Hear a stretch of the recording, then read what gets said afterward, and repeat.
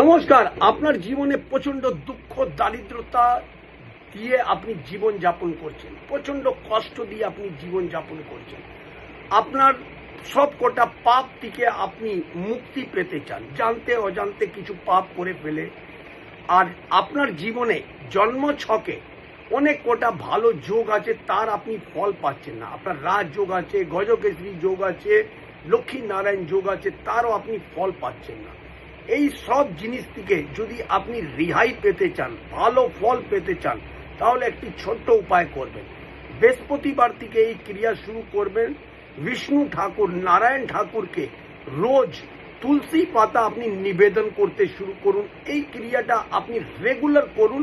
দেখুন আপনার জীবন থেকে দুঃখ, কষ্ট, দারিদ্রতা তো দূর হবেই হবে, আর আপনার জন্মছকে যেটা ভালো যোগ আছে তারও ফল পেতে আপনি শুরু করবেন। উপায় করুন, লাভবান হবে।